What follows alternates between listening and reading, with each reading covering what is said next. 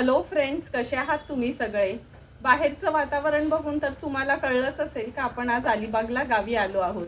आणि गावी आल्यावर काहीतरी ऑथेंटिकच नेहमी बनवत असतो. त्यामुळे आज आपण चुलीवरचं मटण आणि आंबोळ्या बनवणार आहोत. तर चला मग लगेचच रेसिपी बनवायला सुरुवात करूया. आज आपण चुलीवर मटण बनवणार आहोत, त्यामुळे चुलीवर हे पातेलं ठेवलं आहे. व्यवस्थित गरम करून घेऊया. पातेलं पण व्यवस्थित गरम झालं आहे. ह्याच्यामध्ये आता आपण 3 टेबलस्पून एवढं तेल घेणार आहोत.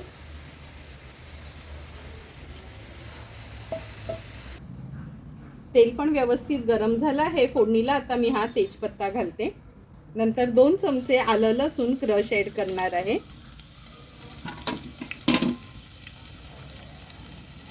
आलं लसूण क्रश तेलावर व्यवस्थित परतून घ्यायचा आहे. परतून झाला की एक मीडियम साईजचा कांदा घेतला आहे, तो ॲड करूया. कांदा पण तेलावर छान शिजवून घ्यायचा आहे आपल्याला. कांदा पण आपला व्यवस्थित शिजला गेलाय. आता आपण ह्याच्यामध्ये हळद ॲड करूया. जवळपास 1 चमचा एवढी मी हळद ॲड करते. हळद ॲड केल्यावर व्यवस्थित मिक्स करून घ्यायचं आहे. मिक्स करून झालं का स्वच्छ धुतलेलं हे बोकडाचं मटण आहे ते ॲड करूया. मी मटणामध्ये जास्त करून शिना आणि चापच घेते. तुम्हाला आवडत असेल, जर नरम आवडत असेल ना, तर मांडीचा आणि शिना घ्यायचा. आमच्याकडे शिना आणि चाप आवडतो, म्हणून मी नेहमी शिना आणि चाप घेते. व्यवस्थित मिक्स करून घ्यायचे आपल्याला.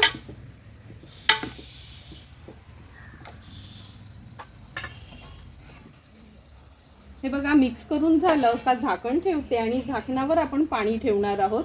लक्षात ठेवा, मटण शिजवताना कधीच गार पाणी ॲड करायचं नाही, म्हणजे आपलं नॉर्मल पाणी. आता हे पाणी वाफेवरच थोडं गरम झालं काच आपण मटणामध्ये ॲड करणार आहोत. एक 7 ते 8 मिनिटं झाली आहेत. तुम्ही बघू शकता झाकणावरचं पाणी गरम झालं आहे. आता हे पाणी आहे ना, गरम पाणी ह्या मटणामध्ये ॲड करणार आहोत.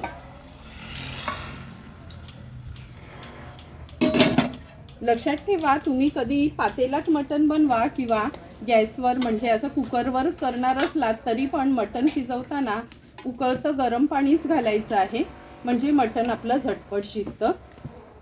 व्यवस्थित मिक्स करून घेतलं आहे. पुन्हा मी ह्याच्यावर आता झाकण ठेवते आणि झाकणावर पाणी ठेवून एक 10 ते 12 मिनिटासाठी मटण आपण शिजवून घेणार आहोत. 12 ते 15 मिनिटं झालेत मटण शिजत ठेवलं आहे. आणि हे बघा, वाटणासाठी आपण सुकं खोबऱ्याची 1 कवड खिसून भाजून घेतली आहे. अख्खा लसणाचा कांदा आणि 2 आल्याचे तुकडे, नेहमीप्रमाणेच आपण हे असं वाटण तयार केलं आहे. आता झाकण काढून बघते.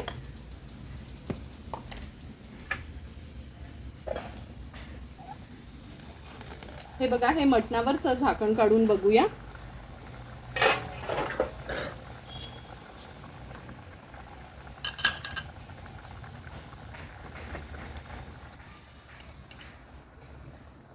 हे बघा, मटण जवळपास शिजतच आलं आहे. आता आपण ह्याच्यामध्ये एक एक करून मसाला ॲड करणार आहोत. सर्वात आधी 3 चमचे आपला हा घरचा आगरी कोळी मसाला,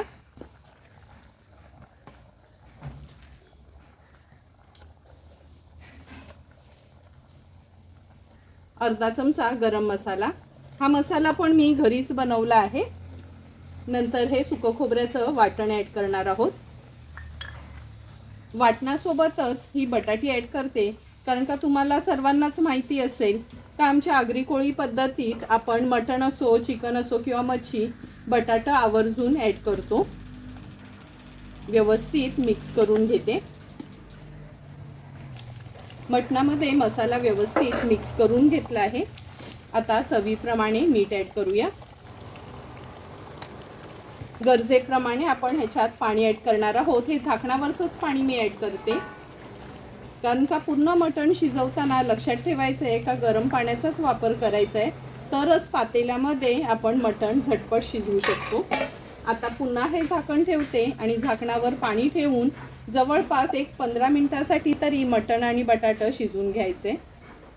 जवळपास 15 ते 20 मिनिटं झाली आहेत. आता झाकण काढून बघूया.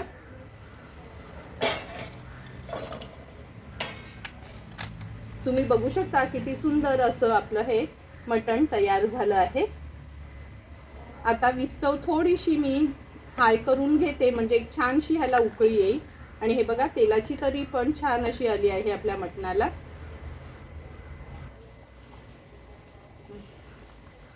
मटणाला पण छान उकळी आली आहे। झटपट असं आपलं हे चुलीवरचं मटण तयार झालं आहे। आता ह्याच्यावर थोडीशी कोथिंबीर घालून घेते आणि विस्तव आता पूर्णपणे बंद करून घेते। आज आपण मटणासोबत खाण्याकरता आंबोळ्या बनवणार आहोत। त्यासाठी आपण 3 वाटी हे पटणीचे तांदूळ घेतले आहेत। तुम्ही रेशनचे तांदूळ किंवा कोणतेही जाडे तांदूळ वापरलेत तरी चालेल। 1 वाटी उडदाची डाळ, अर्धी वाटी पोहे आणि चमचाभर मेथी घेतली आहे। सर्वात आधी तांदूळ आणि उडदाची डाळ स्वच्छ धुवून घेऊया। ह्या बोलमध्ये मी हे 3 वाटी तांदूळ घेतले आहेत। मी भाकरीला जे पटणीचे तांदूळ वापरते ना तेच डोसे किंवा इडली बनवण्यासाठी वापरते। 1 वाटी उडदाची डाळ। जवळपास 3 ते 4 वेळा पाण्यातून आपल्याला डाळ आणि तांदूळ स्वच्छ धुवून घ्यायचे आहेत।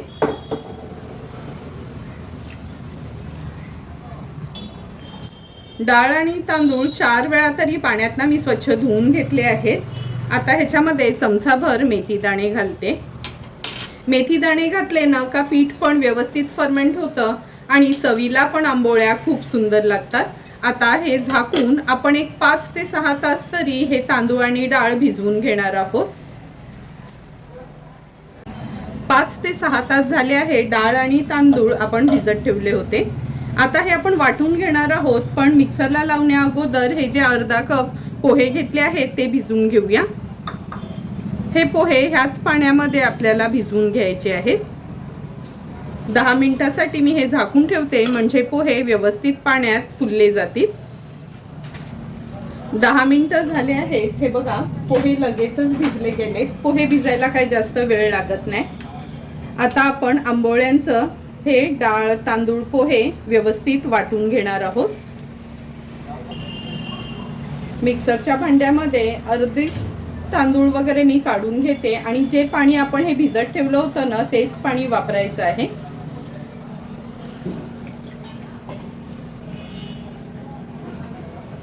मिक्सरला हे बारीक करून घेऊया। आता ह्या पातेल्यामध्ये आपण बारीक केलेलं हे डाळ तांदूळ काढून घेऊया। कन्सिस्टन्सी बघा, खूप असं पातळ नाही आणि खूप घट्ट पण नाही, अगदी मीडियम कन्सिस्टन्सी आपण ठेवली आहे। उरलेले डाळ तांदूळ पण मी असेच मिक्सरला फिरवून घेते। उरलेलं पण बॅटर आपण तयार करून घेतलं आहे। आता हे काढून घेते।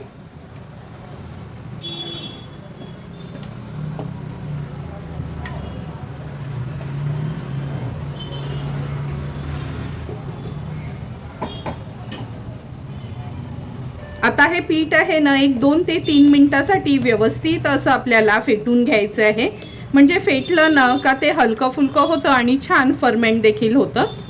2 ते 3 मिनिटांसाठी फेटून घेते हे पीठ। हे बघा 2 ते 3 मिनिटं झाले आहेत। पीठ व्यवस्थित आपण फेटून घेतलं आहे। आता थंडीचे दिवस आहेत, पीठ चांगलं फर्मेंट होण्याकरता मी हा कांदा घालते। अर्धा कांदा केलाय आणि सालवरचं काढून घेतलं आहे। लक्षात ठेवा, पावसाळा असो किंवा हिवाळा असो, पीठ जर चांगलं आपलं फर्मेंट व्हायचं असेल तर असा कांद्याचा वापर करायचा आहे। आता हे पीठ आपण झाकून ठेवूया रात्रभर, जवळपास 7 ते 8 तासांसाठी। नंतर सकाळीच ह्याच्या आंबोळ्या करणार आहोत। मटण तर आपलं तयार झालं आहे। आता आंबोळ्या बनवणार आहोत। हे बघा आंबोळ्याचं पीठ पण आपण व्यवस्थित तयार करून घेतलं आहे। मिक्स करून घेते आणि हा जो कांदा ॲड केलेला ना पीठ फर्मेंट होण्याकरता, तर हा कांदा काढून घ्यायचा आहे।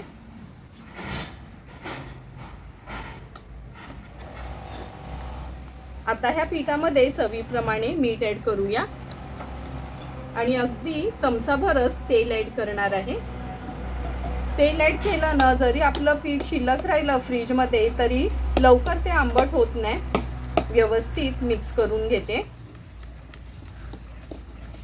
एका बाजूला आपण हा पॅन पण गरम करत ठेवला आहे। हा लोखंडीच पॅन आहे आपला। पीठ पण व्यवस्थित आपलं मिक्स करून झालं आहे.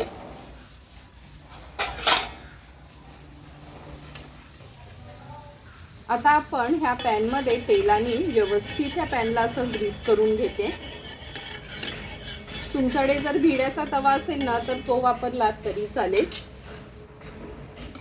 आता ह्याच्यावर आंबोळी घालूया. जाड पातळ तुम्हाला कशी आवडते त्या प्रमाणात तुम्ही आंबोळी घालू शकता. वरना पुन्हा थोडंसं अगदी तेल घालायचं आहे. आता झाकण ठेवून विस्तव आपण थोडी कमी ठेवणार आहोत. अर्धा मिनिट झाला आहे, झाकण काढून घेऊया. तुम्ही बघू शकता किती सुंदर अशी आपली ही चुलीवरची आंबोळी तयार होते. साईडनी अशी मोकळी करून घ्यायची आहे. आता ही आंबोळी आपण पलटून घेणार आहोत. अगदी सुरेख रंग आपल्या आंबोळीला आला आहे. आता मागची बाजू पण अर्ध्या मिनिटासाठी आपण व्यवस्थित शिजवून घ्यायची आहे. आणखीन अर्धा मिनिट झाला आहे. आता ही आंबोळी काढून घेणार आहोत. तुम्ही बघू शकता किती सुंदर अशी आपली चुलीवर आंबोळी तयार झाली आहे आणि जेवढी दिसायलाही छान दिसते ना, अगदी मऊसूत झाली आहे. आता उरलेल्या आंबोळ्या आपण अशाच पद्धतीने तयार करून घेऊया. एक एक करून 4 आंबोळ्या आपण ह्या तयार करून घेतल्या आहेत आणि मटण पण आपलं तयार आहे. लगेचच आता ताट वाढायला घेते. सुंदर असं आमच्या आगरी कोळी पद्धतीने बनवलेलं हे चुलीवरचं मटण आपण ह्या सर्विंग प्लेटमध्ये सर्व करून घेतोय. तुम्ही बघितलं असेल पातेल्यामध्येच अगदी व्यवस्थित हे मटण जवळपास अर्ध्या ते पाऊण तासामध्ये शिजलं गेलं आहे. तुम्हाला पण जर मी बनवलेलं हे चुलीवरचं आमच्या आगरी कोळी पद्धतीतलं मटण आणि आंबोळ्यांची रेसिपी आवडली असेल तर तुम्ही पण माझ्या पद्धतीने नक्की एकदा तरी हे मटणाची रेसिपी घरी ट्राय करा आणि मला कमेंट करून सांगा की तुम्ही बनवलेलं हे मटण आणि आंबोळ्या कशा झाल्यात ते. जर तुम्हाला मी बनवलेल्या ह्या मटण आणि आंबोळ्यांचा व्हिडिओ आवडला असेल तर नक्की माझ्या चॅनलला तुम्ही लाईक, शेअर अँड सबस्क्राईब करा. Thank you for watching my video.